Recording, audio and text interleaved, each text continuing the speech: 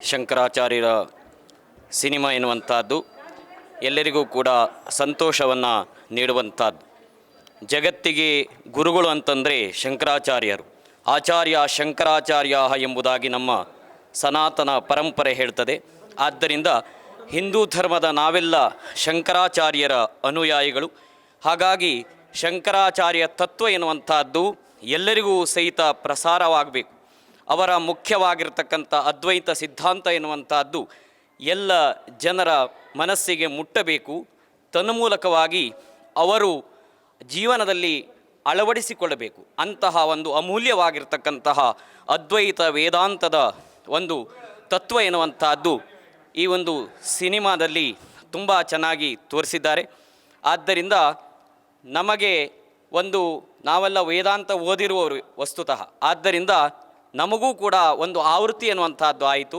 ಸಾಕ್ಷಾತ್ ಶಂಕರಾಚಾರ್ಯರೇ ಬಂದ ಹಾಗೂ ಕೂಡ ಆಯಿತು. ಆದ್ದರಿಂದ ಅವರೇ ಬಂದು ಇಂತಹ ಒಂದು ಉಪದೇಶವನ್ನು ಈ ಒಂದು ಕಲಿಯುಗದಲ್ಲಿಯೂ ಮಾಡ್ತಾ ಇದ್ದಾರೆ ಅಂತ ಅನ್ನಿಸ್ತು.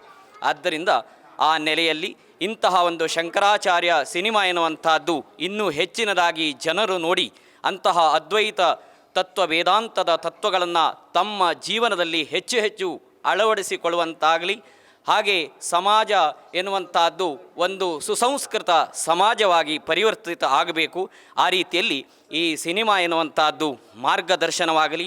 ಎಲ್ಲ ತುಂಬ ಚೆನ್ನಾಗಿ ತಮ್ಮ ಪಾತ್ರವನ್ನು ಅದ್ಭುತವಾಗಿ ನಿರ್ವಹಣೆಯನ್ನು ಮಾಡಿದ್ದಾರೆ.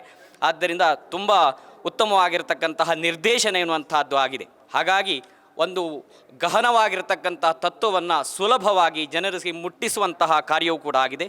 ಆ ನೆಲೆಯಲ್ಲಿ ಈ ಒಂದು ಸಿನಿಮಾ ಎನ್ನುವಂಥದ್ದು ಅತ್ಯಂತ ಯಶಸ್ವಿಯಾಗಿ ಅನೇಕ ದಿವಸಗಳ ಕಾಲ ಪ್ರದರ್ಶನಗೊಂಡು ಎಲ್ಲರ ಜನಮನವನ್ನು ಮುಟ್ಟುವಂತಾಗಲಿ, ಲೋಕಕ್ಕೆ ಸಮಸ್ತ ಸನ್ಮಂಗಲ ಉಂಟಾಗಲಿ ಅಂತ ಹೇಳ್ತಾ ನನ್ನ ಮಾತನ್ನು ಮುಗಿಸ್ತಾ ಇದ್ದೆ.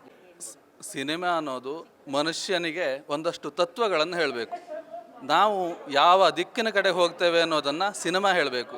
ಧಾರಾವಾಹಿಗಳಾಗಲಿ ಸಿನಿಮಾದಾಗಲಿ ಹಿಂದಿನ ಕಾಲದಲ್ಲಿ ಪುರಾಣ ಪತನಗಳನ್ನು ಮಾಡ್ತಾ ಇದ್ದರು. ಇವತ್ತಿನ ದಿವಸದಲ್ಲಿ ಅದು ಸಿನಿಮಾ ಆಗಿ ಬದಲಾಗಿದೆ. ಆದರೆ ಇದನ್ನು ಏನು ಹೇಳಬೇಕು ಅನ್ನೋದನ್ನು 3 ತಾಸಿನಲ್ಲಿ 2.5 ಗಂಟೆಯಲ್ಲಿ ಹೇಳೋದು ತುಂಬ ಕಷ್ಟ.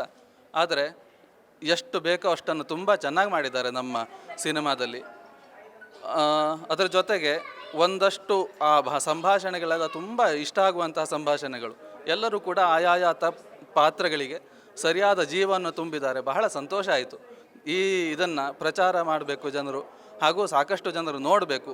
ಒಂದಷ್ಟು ಈ ಭವರೋಗಕ್ಕೆ ಭೇಷಜ ಅನ್ನುವುದಾಗಿ ಹೇಳ್ತಾರೆ. ಈ ಜನ್ಮದಲ್ಲಿ ಬರೀ ಸಮಾಧಾನ ಪಡೋದು, ಸುಖ ಪಡುವಂಥದ್ದು ಒಂದೇ ಅಲ್ಲ. ಈ ಜನ್ಮವನ್ನು ಬಿಟ್ಟು ಮುಂದಿನ ಶ್ರೇಯಸ್ಸಿಗೆ ಏನು ಬೇಕೋ ಅದನ್ನು ನಮ್ಮ ಭಾರತೀಯ ಪರಂಪರೆಗಳಲ್ಲಿ ಅದು ವೇದಾಂತ ತತ್ವ ಆಗಿರ್ಬೋದು, ಬೇರೆ ಶಾಸ್ತ್ರಗಳಾಗಿರ್ಬೋದು, ಅದನ್ನೇ ಹೇಳ್ತಾ ಇದೆ. ಅದನ್ನು ನಮ್ಮ ಜಗತ್ತಿಗೆ ತಿಳಿಸುವಂತಹ ವಿಷಯಗಳನ್ನು ಈ ರೀತಿಯಾದಂಥ ಪಿಕ್ಚರ್ಗಳು ಸಾಕಷ್ಟು ಬರಬೇಕು ಅನ್ನುವಂಥದ್ದು ನನ್ನ ಭಾವನೆ. ನಮಸ್ತೆ.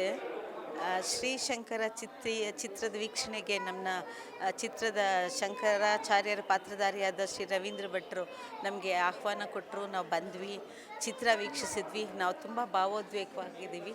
ಯಾಕಂದರೆ ಅವ್ರನ್ನ ನಾವು 15 ವರ್ಷದಿಂದ ನೋಡ್ತಾ ಇದ್ದೀವಿ.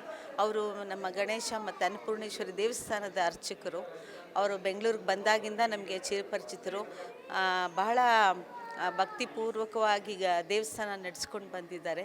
ಭಾಳಷ್ಟು ಭಕ್ತಿ ಕಾರ್ಯಕ್ರಮಗಳಲ್ಲಿ ಕೂಡ ಅವರು ಭಾಗವಹಿಸಿದ್ದಾರೆ. ಅವರ ಮಾರ್ಗದರ್ಶನವೂ ತುಂಬ ಚೆನ್ನಾಗಿದೆ. ಅವರ ಈ ಚಿತ್ರ ನೋಡಿ ನಾವು ತುಂಬ, ಅವರು ಕೂಡ ಭಾವುಕರಾದರು, ನಾವು ಆದ್ವಿ.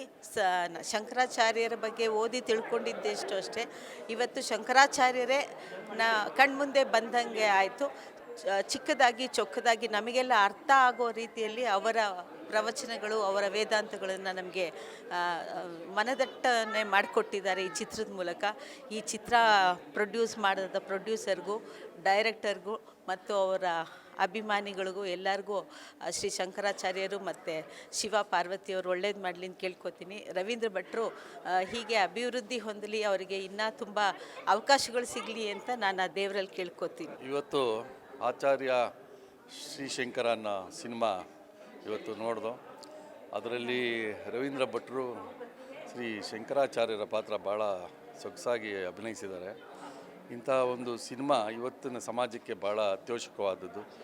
ನಮ್ಮ ಹಿಂದೂ ಧರ್ಮ, ನಮ್ಮ ಸಂಸ್ಕೃತಿ ಮತ್ತು ನಮ್ಮ ವೇದ ಪುರಾಣಗಳು ನಮ್ಮ ಇಂದಿನ ಯುವಕರಿಗೆ ಇದು ಮಾದರಿ ಆಗಬೇಕು. ಇಂಥ ಸಿನಿಮಾಗಳ ಬಗ್ಗೆ ಹೆಚ್ಚಾಗಿ ಪ್ರಚಾರ ಆಗಬೇಕು. ಮತ್ತು ಆ ನಿರ್ದೇಶಕರು ಮತ್ತು ನಿರ್ಮಾಪಕರು ಸೇರಿ ಇವತ್ತು ನಿಜಕ್ಕೂ ಆ ಸಿನಿಮಾ ನೋಡಿ ನನಗೆ ಭಾಳ ಭಕ್ತಿಪೂರ್ವಕವಾಗಿ ಭಾವನಾತ್ಮಕವಾಗಿ ತುಂಬ ಅನುಭವ ಆಯಿತು. ಇಂಥ ಒಂದು ಸಿನಿಮಾಗಳು ಬರೋದರಿಂದ ನಮ್ಮ ಅದರಲ್ಲೂ ನಮ್ಮ ಏನು ಹಿಂದೂ ಧರ್ಮದ ಒಂದು ಸಂಸ್ಕೃತಿ ಪರಂಪರೆನ ಮುಂದುವರಿಸಲಿಕ್ಕೆ, ಅದನ್ನು ಉಳಿಸ್ಕೊಳ್ಳಿಕ್ಕೆ ಇಂಥ ಸಿನಿಮಾಗಳು ಬರಬೇಕು. ಇವತ್ತು ಅನೇಕ ಕ್ರೂರವಾಗಿ ಹಿಂಸೆಗಳಿರ್ತಕ್ಕಂಥ ಸಿನಿಮಾಗಳು, ತುಂಬ ಮನಸ್ಸಿಗೆ ನೋವು ಕೊಡೋವಂಥ ಸಿನಿಮಾಗಳು ಅಥವಾ ಸೀರಿಯಲ್ಗಳಿರ್ಬೋದು, ಈ ಥರ ನೋವು ಪಡೋವಂಥ ಸಂದರ್ಭಗಳಲ್ಲಿ ಮನಸ್ಸಿಗೆ ಶಾಂತಿ ಸಿಗೋವಂಥದ್ದು, ನಮಗೆ ನೆಮ್ಮದಿ ಸಿಗೋವಂಥದ್ದು ಮತ್ತು ನಮ್ಮ ಧರ್ಮ, ನಮ್ಮ ಹಿಂದೂ ಪುರಾಣದ ಬಗ್ಗೆ ತಿಳ್ಕೊಳ್ಳೋ ಅಂಥ ಅನೇಕ ವಿಚಾರಗಳು ಇವತ್ತು ನಾನು ಕಣ್ಣಾರೆ ನೋಡಿದೆ ಈ ಸಿನಿಮಾಲಿ. ಅಂಥ ಒಂದು ಪಾತ್ರನ ನಮ್ಮ ರವೀಂದ್ರ ಭಟ್ರು ಮಾಡಿದ್ದಾರೆ.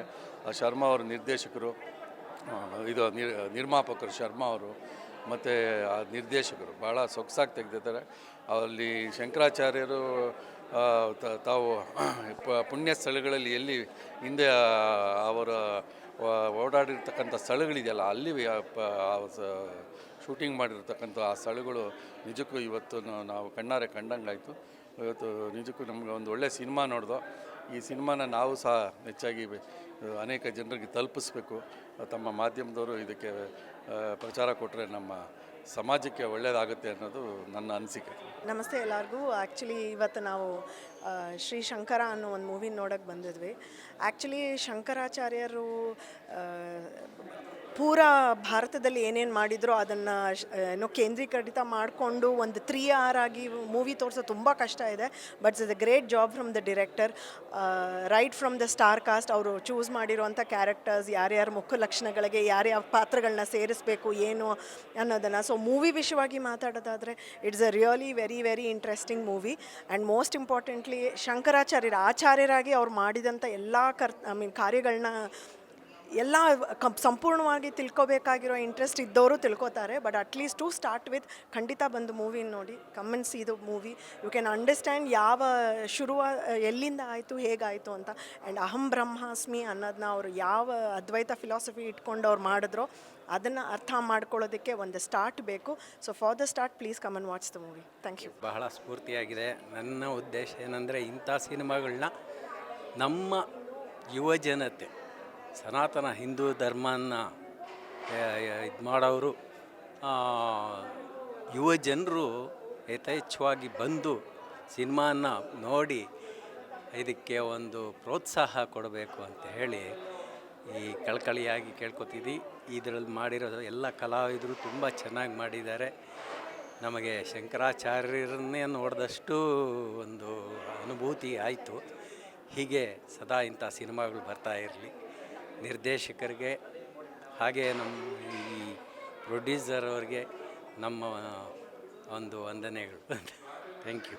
ನೋಡ್ಕೊಂಡು ಬಂದ್ವಿ, ತುಂಬ ಚೆನ್ನಾಗಿದೆ.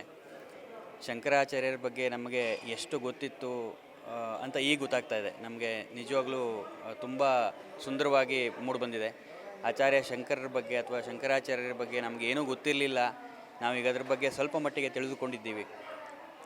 ಮುಖ್ಯವಾಗಿ ರವೀಂದ್ರ ಭಾಗವತರ ಅಭಿನಯ ಮೊದಲ ಸಿನಿಮಾ ಆದರೂ ತುಂಬ ಚೆನ್ನಾಗಿ ಮೂಡಿಬಂದಿದೆ. ಅವರ ಒಂದು ಅಭಿನಯ ಆಗಲಿ, ಅವರ ಒಂದು ಮಾತಾಗಲಿ ತುಂಬ ಚೆನ್ನಾಗಿ ಮೂವಿನಲ್ಲಿ ಮೂಡಿಬಂದಿದೆ. ತುಂಬ ಚೆನ್ನಾಗಿತ್ತು ಮೂವಿ. ರವೀಂದ್ರ ಭಟ್ ಅವರಿಗೆ ಅದು ಸೂಟ್ ಆಗಿದೆ, ಮುಖ ಚೆನ್ನಾಗಿತ್ತು.